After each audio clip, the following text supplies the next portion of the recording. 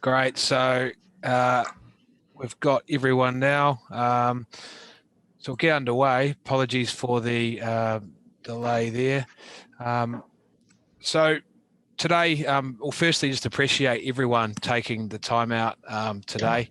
I'm fully aware that certainly since COVID, I think webinars have become a fairly prevalent, especially through channels such as LinkedIn. But also very lucky to have the group we've got here today. I know you've tuned in to listen to them and not me, so I will keep things moving. So just before we start, want to welcome the speakers, of course. So I guess moving through, we've got Gavin Crump, who, well, I'll actually pass it to you, Gavin. More than just, I guess, tell people more than just what's on the screen there, a bit about yourself and what you do, and I guess a bit of your no background. problems. I guess I do all things BIM. I've split my life into a few pieces. So I launched a consulting business at the start of last year. Was sort of planning to do it before COVID hit, and then surprise, surprise, here it came. So it was a good time, if anything. So I've been doing that for about a year and almost a year and a half now. And I also run a YouTube channel, Aussie BIM Guru, which is growing pretty quickly. I think it's 18,000 subs at the moment, so steadily growing. And I also I work at various businesses on sub-consulted basis at the moment. But my history was working as a BIM manager in companies of varying scales, so I sort of bring a lot of that expertise to what I do. And I've also been lecturing in BIM at University of Sydney quite recently. Just did my first semester and finished it about a week ago, almost finished marking. So yeah, I sort of divided my life into lots of little pieces. But I guess all things BIM, get me really excited. I'm quite socially active and, enjoy participating in things like this as well. So thanks for having me on board. Great, thanks, Gavin. James. Hey, how are you? So I again started out as a sort of BIM manager for the last sort of 10 years or so. Started out as a technician, just really found a passion for the tools and helping people. So I've now been working with Great Puksand for almost 2 years, leading their design technology and even digital technologies across the business. Things like Mail Manager, Revit, Dynamo, implementing all of that sort of technology into our projects. Working with everyone from architects and designers to interior designers, and helping them become a bit more efficient on the tools and looking at how that affects all of our projects. Great, thank you. And Tylney. Yeah, thanks for letting me join here. And look, head of digital engineering, I'd say, dare I say, I nearly fell into this role. Don't really have a BIM background, which probably brings a different perspective to things. I have 10 years of computer graphics and visual effects background, also from New Zealand, did a stint over at Weta, most other large studios here in Australia. So I believe that I've seen the future of what the BIM and AEC industry could become in how it works. And I'm seeing some really interesting changes and tendencies actually in the last 1.5 years that point towards a really positive direction of digital capabilities and competencies and mindsets in the industry. And here at LendLease, I head up digital engineering, but that also includes helping the business take up technology, helping people understand how technology can create more value and allow them to capture value rather than just giving it away to the software companies, if I can put it that way. Okay, great. Thanks for that. So just quickly, for anyone that doesn't or haven't met, I'm Henry Yort. I head up APAC's efforts with Mail Manager. If you're not familiar with Mail Manager, we are an email management tool developed by Arup and now our own entity. So keeping things moving, and again, thanks to everyone for taking the time. So the agenda, and there is a little bit to get through, and we've got some great some knowledge here and some, I'm sure, some good opinions. So looking at the embracing of new technologies and general digital transformation. I think it's worth pointing on the fact that it said post-COVID. We're not really post-COVID, are we? We're sort of in the midst, and that's just highlighted with what Victoria's going through. So, sympathy goes to the group down there. But yeah, there's a few different talking points here, which you see on screen. I won't read them to you like Matt time, but yeah, there's some good variation, I think, in what we're hoping to cover. And with the three speakers we've got, I'm sure there'll be some differing opinions. And we're also keen for you to use the Zoom chat facility and ask questions along the way. And I'll do my best to, I guess, manage those as they come in and direct those to the panelists. So, I guess setting the scene, some key points here. So, AEC firms around the world have been responding to new workforce and workplace norms, and are working towards bridging the ongoing skills gap in the era of digital transformation in the industry.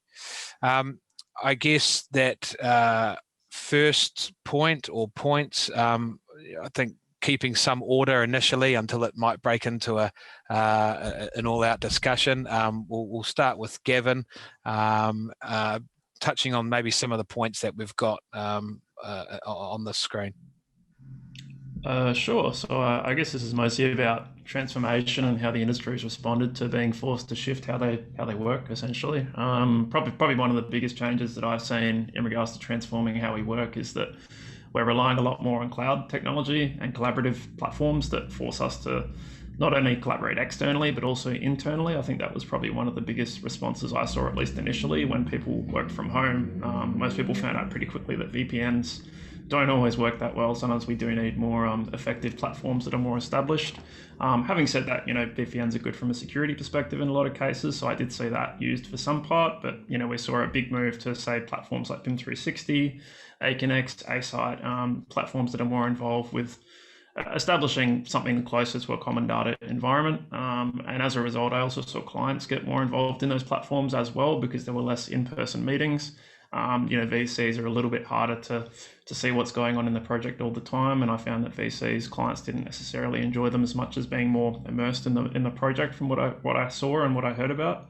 I guess probably it might be good to bounce to James on this one too, because he's probably had a lot of hands-on experience as a BIM manager versus a consultant. Yeah.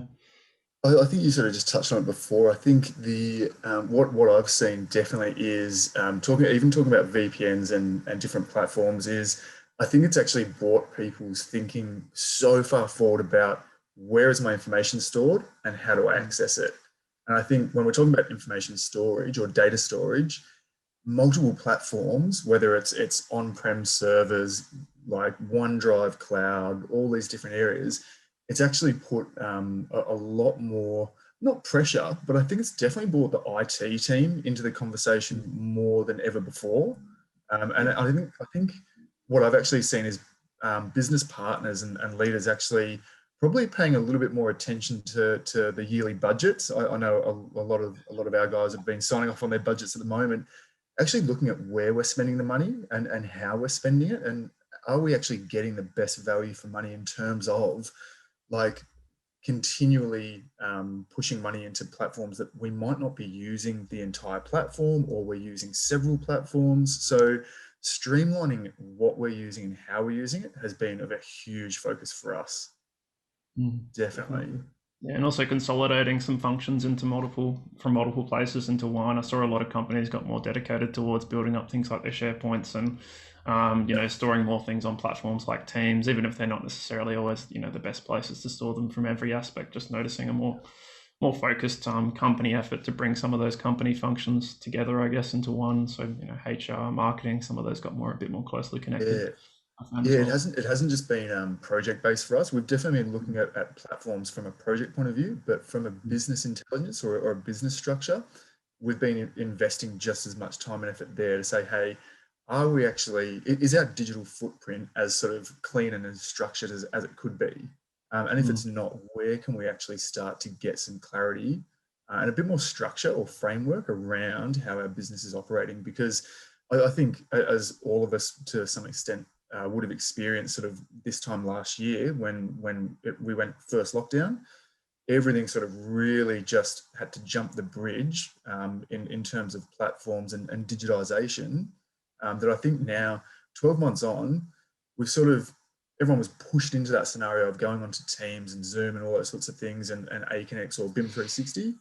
But I think now we've actually sort of had time to catch our breath and sort of ask ourselves, right, what does the next 1, 3 or 5 years look like? Like, how are we investing in this in the future, and how are we actually structuring our business to support, I'll call it flexible working, because I just saw some results today from media in terms of age brackets and who's returning to work, and it's quite interesting who doesn't and is not really phased about where they're working at the moment. So AEC industry sort of businesses have to think about the future in terms of you're not always going to have everyone in the office all the time. Yeah, it's becoming which is interesting because new normal. Yeah, and it's interesting because AEC is very much a collaboration game, right? It's all about working together. It's really complex getting all the different parties together, and quite often there are inconsistencies and things that have to be worked out.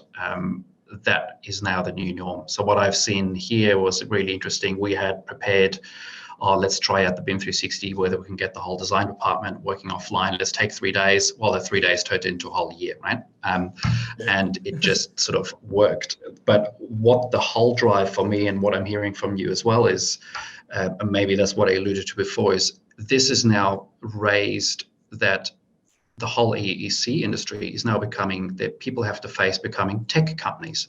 You cannot operate without technology anymore. The symbiotic relationship between ICT and the way you operate and even strategically plan your business has to become an effect where you don't just have an IT person in the back somewhere that manages a few things. It's no, you need to include them because they make your life possible, right? And whether it be around emails, about how you communicate, what platforms you use, all of that is now becoming more important in the strategic decisions. And it's not just, we'll go and choose a piece of software, or we're going to choose, which quite often has been seen as the solution to something. It's, what are we actually doing with this? How does this actually fit in how we work? How can we better use this now that we work?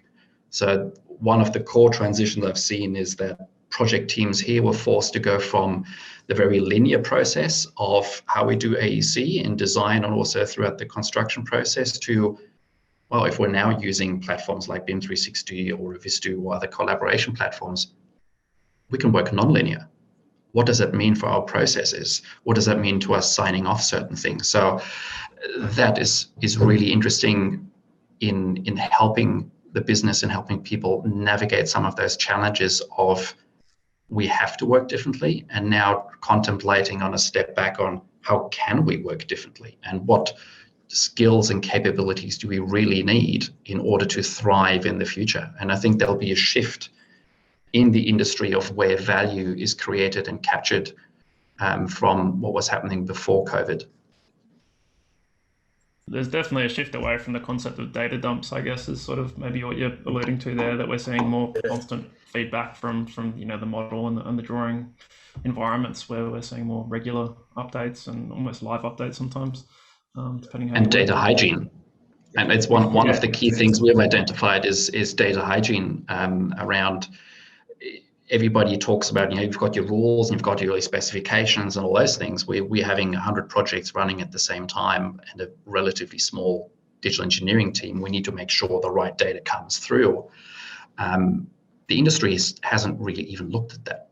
There is no real rules. There is no real specifications. So how do we ensure that the computers that we're asking to do the work or work efficiently actually have consistent information? Because computers need zeros and ones. Humans can work with ambiguous information, right? Thanks, guys. That's really good start. So I can see Gavin having to hold back there on a couple of things, which is encouraging. So it's moving to, I guess, another slide of a few more points. I think will be interesting to discuss between the three.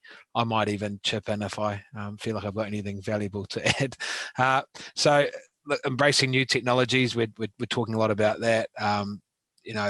I guess looking at the pandemic or touching on that, being a bit of a catalyst for change, which I've certainly experienced in my work, and I guess how important then is it for the AEC industry to embrace new technology? And I think we've already heard that quite loudly and clearly that it's extremely important.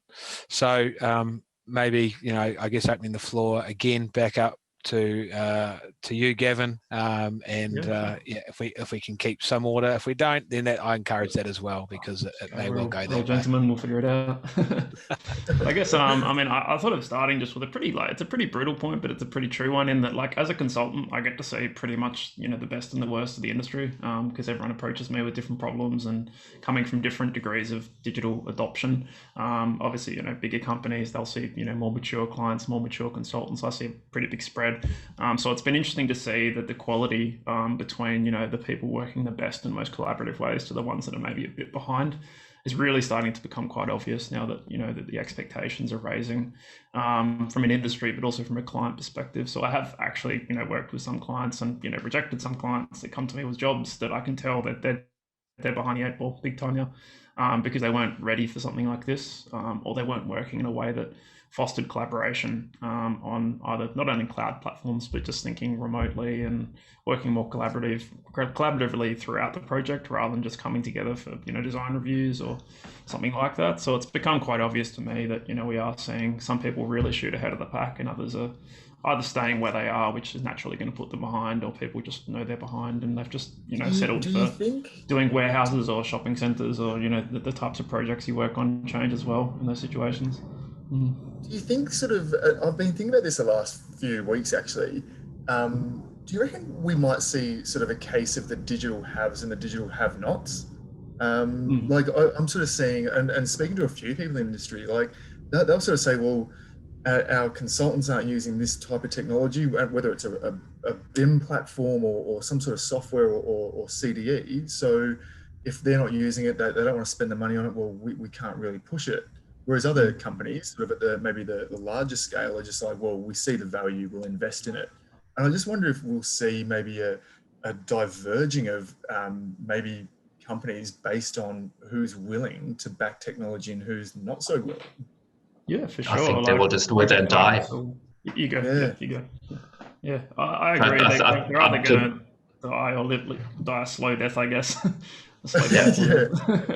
The project quality is going to keep going down. The clients they get are going to be less flexible and less, innovative, and that's going to make their projects less innovative as well, because the budget's going to become tighter. The turnarounds are going to get less reasonable. The people are going to get less happy. They're going to leave the companies. It's a bit of a volatile situation potentially if you don't get your house in order and win the right type of work by having the right type of systems in place. But again, there I see I'm seeing a sort of a shift from. BIM is generally seen as, do we really have to, right? It's an add-on. It's seen as an additional cost because people haven't really looked at it from a holistic perspective of that's the foundation. If you get that right, then you can start using computer systems effectively to do calculations, better collaboration, and so forth. Things can get streamlined. So I think BIM has actually had falsely a bad name. If we get those data foundations right, then you can start collaborating a lot more using computer systems and ways to create a lot of value. Yeah, I agree. There's people that don't want to do that. It comes down to the value add that you propose to the client, I guess, ultimately. If you only really can sell it to the people that you work next to and not to the people that are paying the fees on the jobs, that makes all the difference too. I've noticed some companies are really good at making the value add obvious to the clients, and others are just saying, oh, we do BIM because everyone does BIM, and BIM, and they go, well, what does BIM mean? Like, go back a step, guys. Yeah. So like, it's a big part of it. Yeah. It's your blueprint in the digital world. Well, I mean, at some point, if you think it's been around for loosely 20, 30 years, it's at some point I would think it's got to become business as usual, as you said, Tylney, to then build on that and say, right, here is our business as usual deliverable. But then once we've got that data, we can work with a client or we can work with your EIRs to then tell you or to then work with you and say, hey, this is what we can additionally add on, or however you want to use this data for your assets. But I think at some point, the industry has to just say, look, we accept that this is the new norm. And I think it sort of brings up one of the points I think maybe Gavin sort of brought up around how are like newcomers disrupting the sector. And I'd be pretty interested to hear sort of how your uni tutoring's been going, because some of the guys we're interviewing are coming out and just like, I sort of feel a bit scared for some of the guys that have been in the industry a longer time, because it's like, these guys are going to mop the floor with you when it comes to understanding data structures and computer software. And they're actually really well placed to come into an industry that is probably been a lot of them crying out don't realize how well placed they could be. Like, they have so many I know. innate skills now that we just would Yeah. never even bother trying to pick up at this point. Like, Absolutely. you know, writing in WebJS and, you know, some things that let them build applications. But it's about, I think the thing that sets people like us apart, and people that are even older or less digitally attuned than myself, that we do have that sort of context of how to apply the skills. And I think that's one thing that takes them longer to figure out, because they're so focused on the tools and the, you know, the languages, the programming, and then, you know, the human aspect is still like a huge part of making that successful. So I think there's still like a really big part for people that don't necessarily have those skills, but have maybe taken the time to understand how those people work and you know, made that a bigger part of how we work. I mean, as digital/BIM managers, we know a lot of our time's not actually with our hand on the mouse. It's, you know, getting the right people's hands on the right mice and making sure that at the right time the projects are being run in the right ways. And I still see that as a big part of running the industry. Like every tech company like Microsoft, Google, they have coders, but then they also have people that just run sectors and run teams and make sure that everything's working. I was just reading today around middle managers, and middle managers basically connect the dots between those guys on the tools and actually getting them up to the upper echelons of a business, and actually getting that sort of almost knowledge to move right throughout the business, in understanding how are we going to actually change and evolve, and getting the guys on the right software at the right time.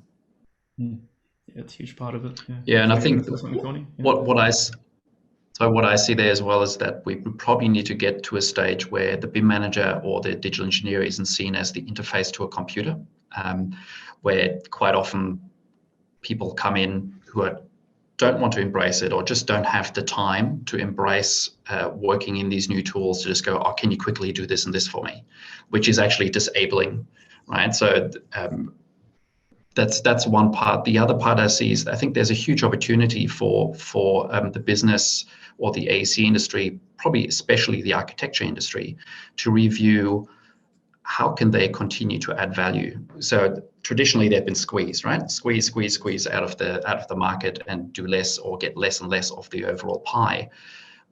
But nobody wants to do BIM. So why don't they want to be all the way across and actually be the custodians of the data, of the intent through the design, all the way through, and actually ensuring that the right kind of design is ultimately delivered, or at least the design information is properly managed, to be able to provide the new digital virtual deliverable that is now real on the other end just as much.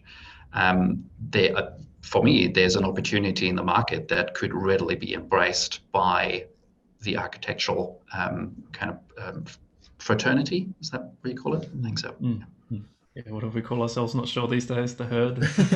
But I agree. I think a big thing for architects is they need to capture their design in more sophisticated ways using technology as well. So maybe they specialize in modular construction and they've had experience with builders, and they work that back into their design ethos, their briefing process. It can go back so far, and that's how you start forming those unique positions, rather than just, you know, we do BIM like the person next door and the person next door to them. It's more about, you know, why do you do it? How do you do it?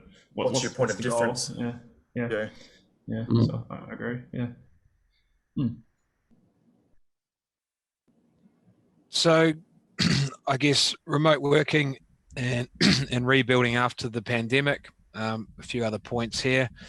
I really like the point, James, you mentioned, which I think is just common in construction, linking the man who is putting in the bolts and the steel that's in the concrete to the guys who are designing it and all the stuff that goes in between. I think that's still quite a big disconnect. My brother's an engineer, and he always talks about the guys who came out top of the class at university are not always the guys that can walk to site and talk with a guy who's poured concrete for 25 years and can tell you how it's actually going to go when a bit of rain comes and that sort of thing. So it's that bridging the gap of that practicality, I think, is still such a key part.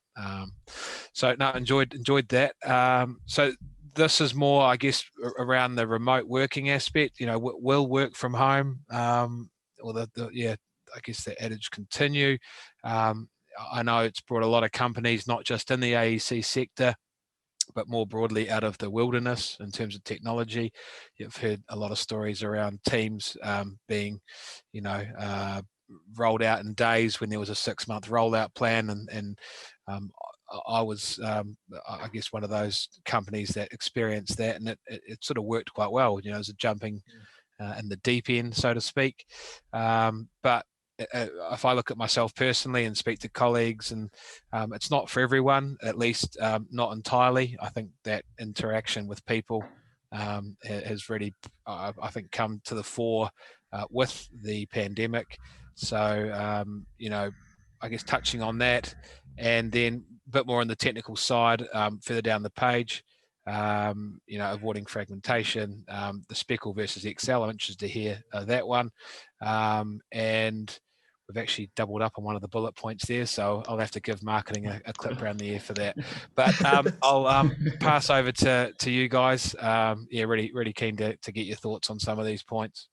Yeah, I've already kicked this one off with a good quote I saw the other day, which says if your boss, the closer your boss lives to work, the more likely you'll be allowed to work, the less likely you'll be allowed to work from home. The culture is often sort of dictated by the people that make the big decisions in the company, but I've noticed a lot of resistance at, the lower to mid-level saying, actually, we want this. And I think some companies are taking it on really well. Some companies are just saying, we're going to go with what feels right and see if it works. And other companies are sort of forcing the stick a little bit now, saying, all right, let's go back. But I guess it helps that it's not a good thing, but it helps that there still is that uncertainty. Are we going to go into lockdown again? Are we going to have restrictions placed back upon us, which keeps everyone in that sort of limbo state. I myself have, loved the opportunity to work from home because I consult anyway. So when I do sub-consulting, where usually I might be on premises with a client, I can be a lot more effective with my time because I don't have to commute to places just to be physically in a room. So it's made perfect sense to me. I'll talk about the source of truth maybe after. I think probably this is a better point to just sort of circulate first amongst the group, and then we'll talk about source of truth after. That sounds good. Look, I think from being sort of business based, like not a consultant, I think we're definitely, we are Melbourne, Canberra, Brisbane, Sydney.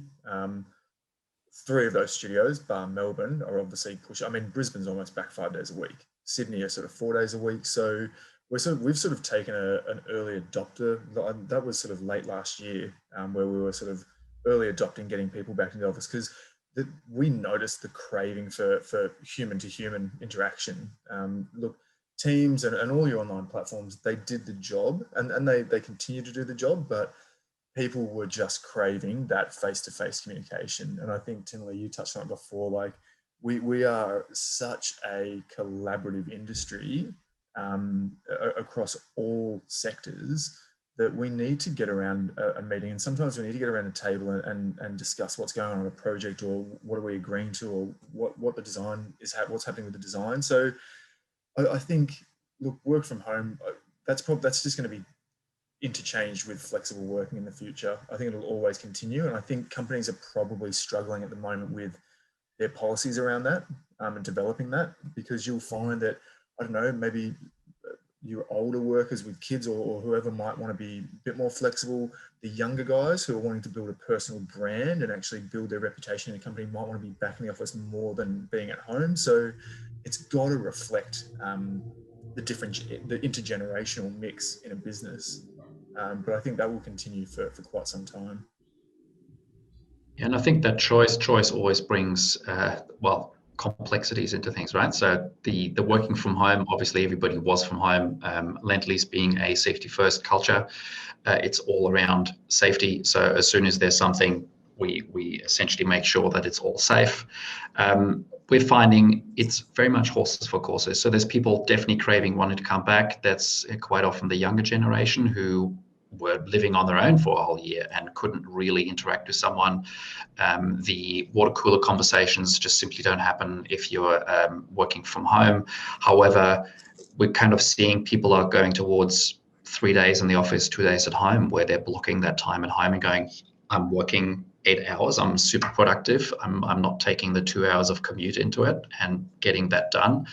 And then making sure that they have time, sometimes set time, sometimes they move it around in the office to interact. I remember the first day I came back after 8 months of working from home and had 3 conversations just in a corridor that all led to new opportunities internally. I mean, as digital engineering, we have to internally influence, and they all just happen there. So I think the challenge for businesses overall will be is how do we really work in this hybrid space? How do we allow people with different functions and different ways of working to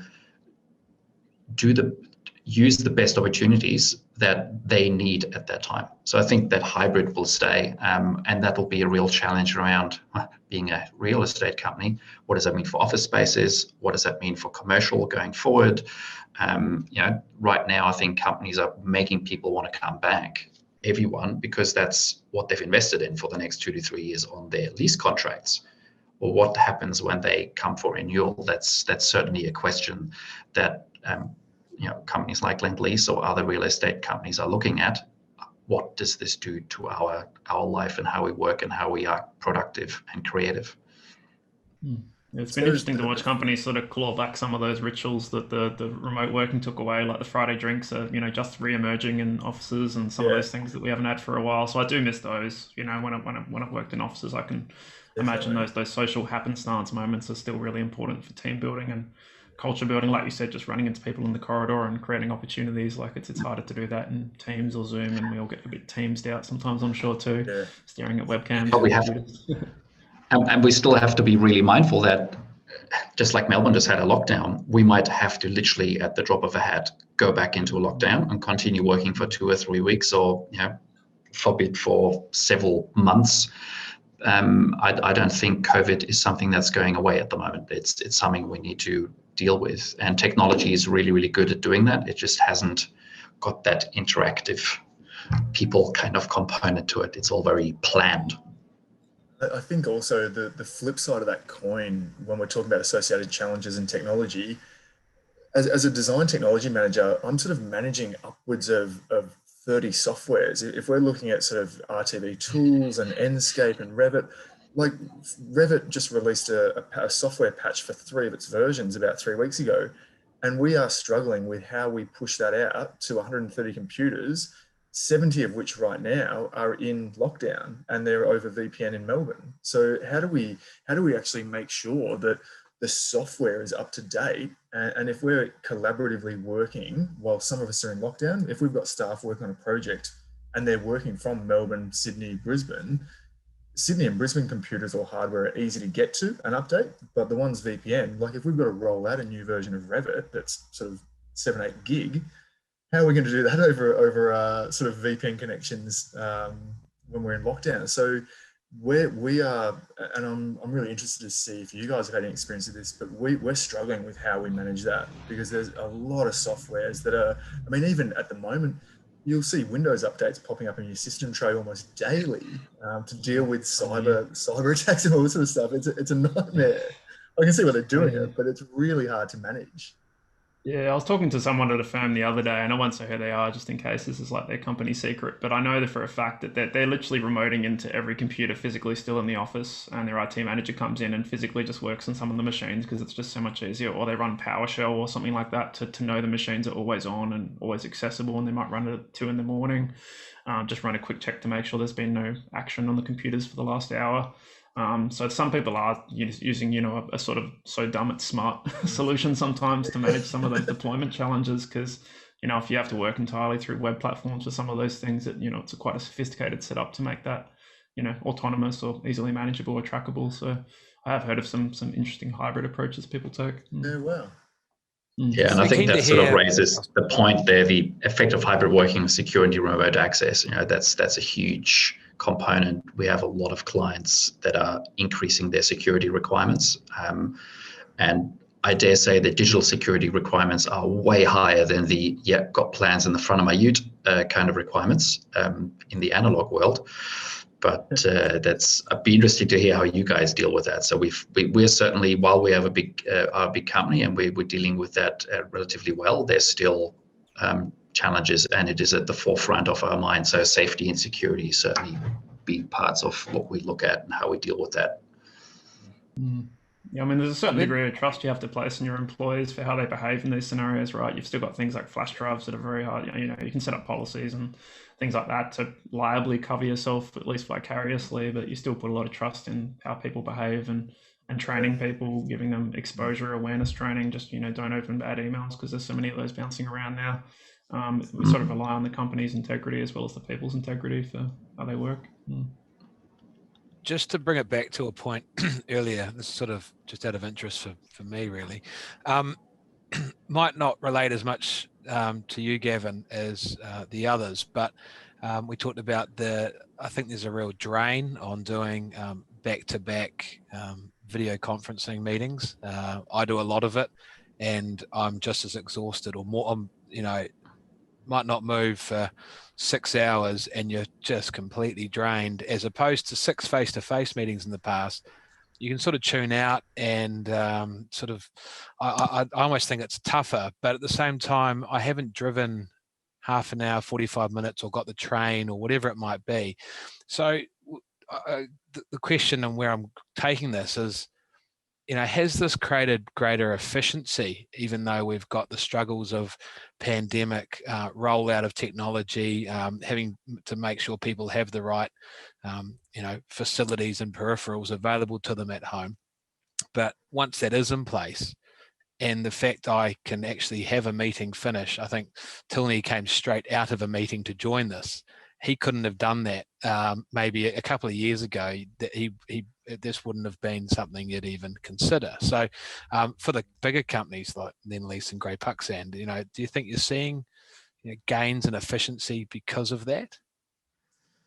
Look, I think in the beginning we definitely saw I think everyone was really concerned with efficiency falling off a cliff when we all had to go work from home. But I would probably be confident speaking for a lot of people, it probably went the other way. Efficiency probably went through the roof in a lot of instances.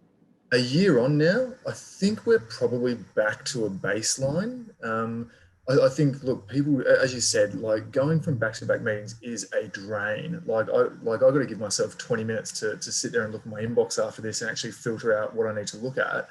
But I think also people have probably hit their comfort zone again. And I know this has always been a talking point around work from home. Like, are people putting on their loads of washing or like watching their daytime TV over lunch? Like, it's, I don't know, every single human being is different and they'll find what works for them. Like, someone might have to drop the kids off of a morning at school, but that means they might work or throw in another 2 hours of work after dinner time. So efficiency is still there and efficiency is still being realized, but it probably hasn't been realized in the traditional 9 to 5 zone.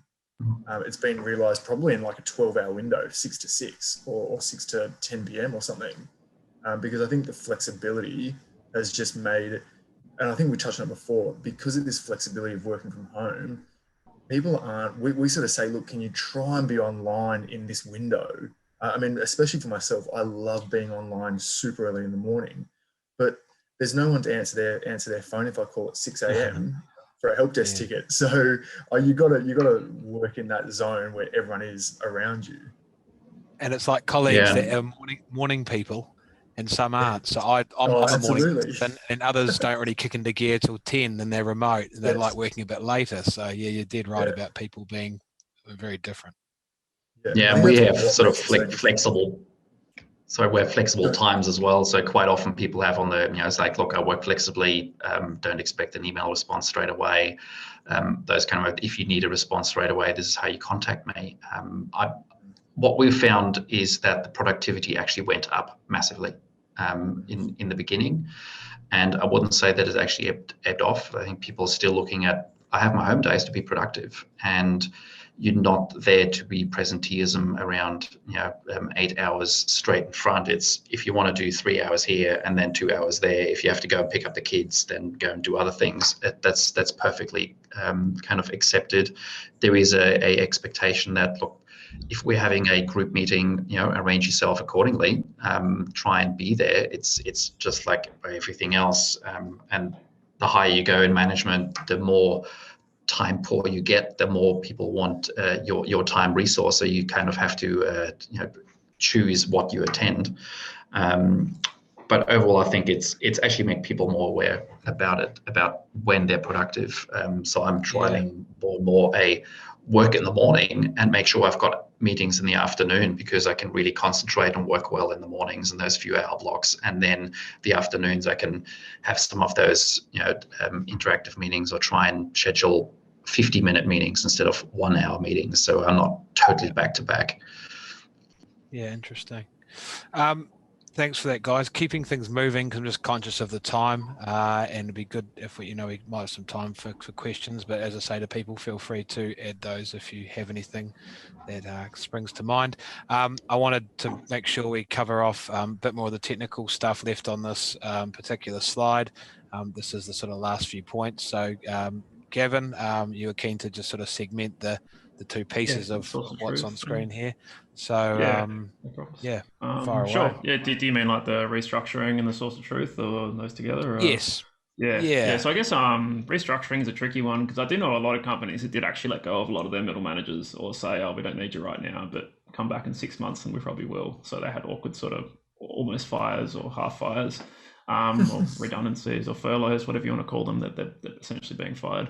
So I had a lot of friends that had to go into consulting, and a lot of them came to me, asked for advice, and a lot of them realized they didn't want to go back as well. So it was hard to entice them back into that working model once they saw that maybe their company didn't necessarily respect holding on to people in those roles that look dispensable on the surface, but once the projects come back are actually pretty much the glue of holding together the operations of projects in a lot of cases. So I think there's a lot for companies to think about that did that. Having said that, a lot of companies actually held on to people pretty well as well, where maybe they probably could have said, we don't need this many right now.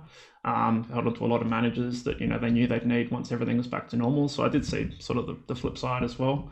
And they're probably better off now for it. They're able to take on bigger projects. They're not as worried about not being resourced if 3 projects come through at the same time when maybe they weren't expecting one. So I think there's the two sides of the coin. But a lot of people I know are just going in on higher salary expectations now. They're building in their own redundancy package to their salary. That's what I encourage a lot of digital professionals to do. Find out what you're worth and chuck another 20K on it. Why not? See what you're worth. And unfortunately, a good time for it. It's. I mean, we're on the other side of the fence. We can't find enough BIM people, right? So seeing what the market is asking for, the government is asking for more BIM. BIM is basically becoming a must. We maybe have 20% capacity right now. It definitely is a common problem.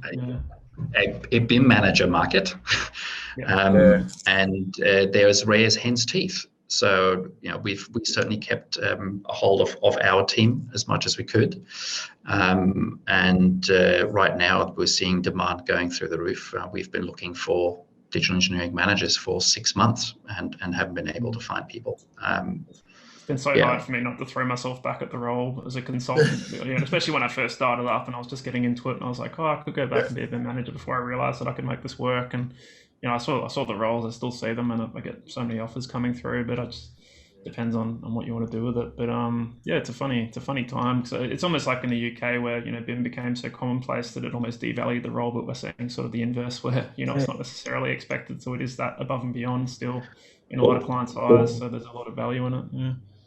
But we also don't have the influx from overseas, so we can't get people from overseas that previously, helped out on that front. I think there's a huge opportunity for not just universities; it might take too long, but even TAFE or other, educational institutions or even businesses to go. We're going to build BIM managers. I think the first sort of steps of being an okay BIM manager won't take too long. But to become a good digital engineer, that's 3 to 5 years of experience of day-to-day kind of work before I think somebody is truly okay to go out on their own and manage a project. It's a highly technical, self-taught profession. That was a big part of my elective. I taught my students. I could have like made it just, let's learn Revit and let's learn Grasshopper and cool. But I actually put a lot of data management standards, ISO requirements, things that like I wanted to use to accelerate them over the top of potentially like a BIM coordinator role or something like that, or just avoid them diving straight into a technician role. So yeah, I think that's a great strategy, and it makes perfect sense. It does need the right people to be back at uni teaching. I think I've seen a lot of different varying qualities of BIM courses and degrees offered by institutions, and sometimes they do devolve into an over glorified drafting or modeling course, and other times they're all process and no reality. So it's finding that balance between what the industry needs and what people can actually handle being taught, I guess, without much experience. But yeah, I think it's a great idea. All for it. Sources of the truth. Who wants to kick this one off? Start again, I guess. There is no truth. Yeah. I guess source of truth has always been the challenge for us on projects, hasn't it? Where is the latest and greatest data, and who has it? In this case, I guess like one platform I've been looking at recently just for fun was a platform called Speckle, which essentially allows you to shoot your data up into the cloud and receive it on any program, and it really brings into question, where do we store the data that matters? Our models don't need to hold all the data sometimes, because ultimately a lot of that data doesn't actually influence the modeled elements very much. It's just more where is that information being received. And I've noticed the data in the cloud is definitely where everything's moving. I used a platform a while ago called Dorophus, for example, which is a database where you essentially can push and pull data around, and it very much becomes where everyone focuses their attention. You see less focus on, say, loose Excel documents, and you see less focus on just pushing data out into Excel from the model 24/7, and people start respecting this sort of central point of contact on the project for all the information, and people know when they're looking for information, where they should go. And I think that's, I guess, where things are shifting. As well as that, I like looking at source of truth because I'm very much aware of things like the IFC data schema, which are trying to force us to be a bit more consistent in how we describe things. And often the authoring programs are really, really bad at actually achieving something like that. So it lends to the point of, well, maybe we're not going to be dumping all this IFC data into our model. We're just going to be getting some sort of handle on a BIM element, and the data is just going to be pushed in somewhere else, and maybe it gets pushed back. It should be linked. Yeah, that's where I think a big part of the future lies for source of truth. At least, and I think that's where, there's some of that immaturity. Everybody sort of thinks of it as, here's a file and everything's in it. It's like, no, it's connected. These things are about certain things, and how do we getting away even from Excel, Speckle Excel is go database. Right? If Excel is just a file-based database in that sense, right? But that has some real versioning issues because we're managing with files. So can we go towards a database kind of thing? But for that, we need data standards similar to IFC. IFC isn't perfect, but can we get clean data? And then after that, things become a lot easier. So we're trying to do at the moment. You go. Yeah. So what we're doing is working with consultant panels around what are the minimum data requirements that we need, and let's get a standard in place, even just among ourselves, so that when we exchange information, we know what we're getting. We can just work with it. We can set up our systems and reliably take data, do what we need to do with it without having to do the usual remassage the data, reformat it to what we use, and then spit something out that the client will probably have to go and reformat and reuse, right, or remassage in order to use it. And that is hugely inefficient. For me, that's one of the core issues of why BIM hasn't worked in the last 20 years. Yeah, I agree. I mean, one of the challenges that leads to, which I always come across and get frustrated by, is that it almost means everyone needs to get better at learning how data works at most layers of a company. That's a huge challenge. Yes, they do. 100% agree. The biggest thing we're touching on here is think about every platform we use day to day, like to design a building and deliver it. There is a massive lack of digital or data literacy. It's actually going back to the basics and saying, hey guys, like Revit, Navisworks, Excel, IFC, they're all forms of data. And not one of them is a single source of truth, but all of them combined is that source of truth. That's the piece of education that's missing. I think that there's two big things that need to happen in our industry, and I think that's the continual education of the client, but the continual education of the guys actually doing the work. Like we'll have so many people that will just look at a Revit model and want to model to such a degree to get a good Enscape render, but they're not actually thinking about the data that's behind that model, and how it's going to be, just what's going to happen to that when you hand it off to someone. There's no thought about that, and that's the most important part. That I think that's what's holding our industry back. Yeah, and completely agree. What do they demand? Like, is a model a deliverable, and when's that going to happen? When they say, oh, the model actually needs to be pretty accurate and correct. But what does that mean? On a page. Yeah, And we're going in from that sort of being an end-to-end all the way through from literally from development all the way through to asset management. Is what does that mean? I think the time of architects creating issued for construction drawings, which were basically handed over for somebody else to deal with, that's gone. You now have to create data that is usable for multiple different stakeholders in multiple different formats, in multiple different ways. If you haven't constructed your data so that the cost planners can use it effectively, it's just become useless for that. And so they will revert back. And I think we're seeing that story everywhere. Yeah, I think that's the scary part, is very few architects are clued up on that point, that what they're actually handing over is changing right in front of them. Yeah. From a real layman's perspective, is there any reluctance from certain parts of the supply chain that feel, though, that they could be providing, what they are producing with their deliverables, obviously the times their commodity, but is actually being shared by people they're not getting fees from? Do you think that exists at all, just from hearing what you're saying, and whether there's still that attitude possibly? I think who's generating the data needs to be clear, because that's one problem where you might have, say, like a project where you do coordination meetings and they just start using the architecture structure because they're ahead of the game and the structural engineer's 2 weeks behind with their own design drawings. Like that happens. And that is like a real financial issue when you're like, hey, we're doing someone else's work here and we're using data that we're not liable for. That's a serious thing I see on jobs still, at least on the design phase. And also, we get contractors doing 2D shop drawings when we're giving them 3D models that, could be used far more intelligently, or maybe we're not being demanded to do something at the right time. Like at the last minute, they go, oh, by the way, we're doing a, robot-driven fabrication process. And it's like, well, our model was never set up for this. So it's like connecting those environments together is so much more crucial. Like early contractor involvement, some sort of different delivery model, that's probably the only way to really bridge that gap, because you're never going to have an architecture team that's full of builders in the design phase. Like it's just the nature of how projects evolve. But there's definitely a need for connecting that environment together. Yeah, and theoretically, I think that's happened. There's a lot of theory around that, and there is some sort of practical approaches with that, integrated design, right? All of those processes, but do they really work? I think there really needs to be people trying to work together and figure out, we're going from linear and sequential processes to now being very, very much non-linear. That has an influence on contracts. It has an influence on supply chain, of how we need to collaborate.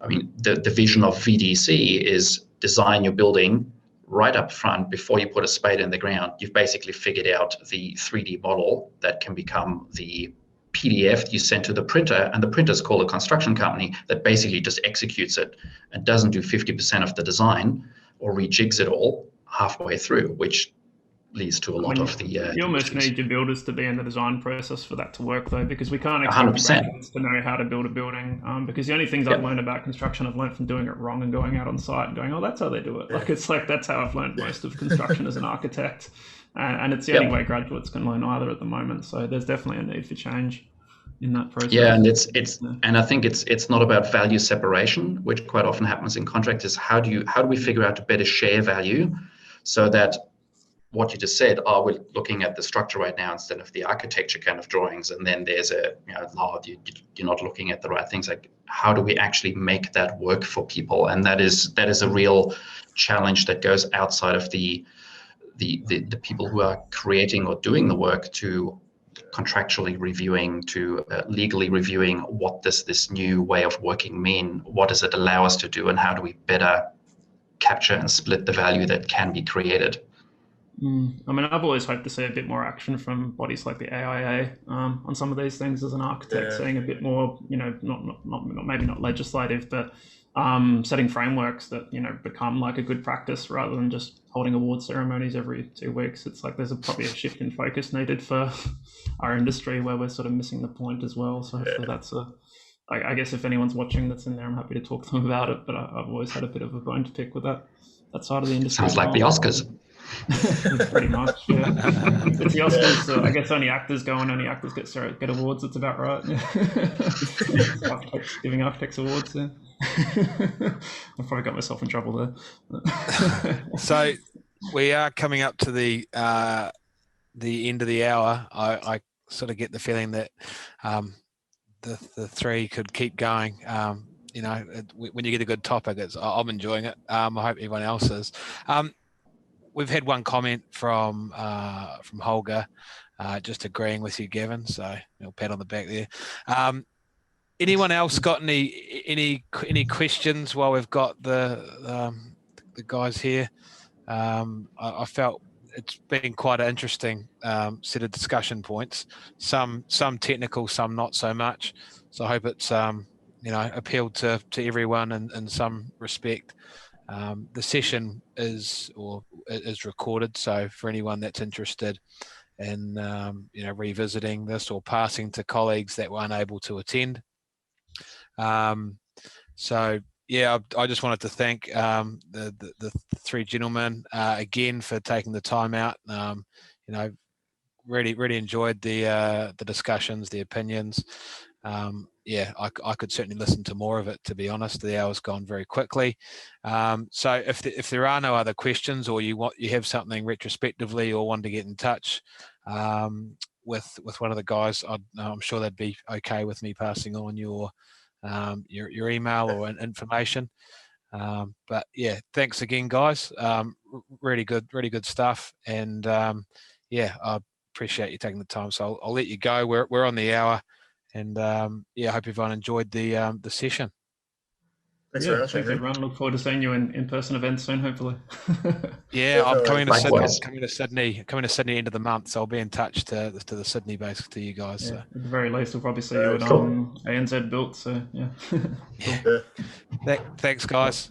Thanks, guys. Thank you, Henry. Thanks, Gavin. Thanks, Jeames. Bye.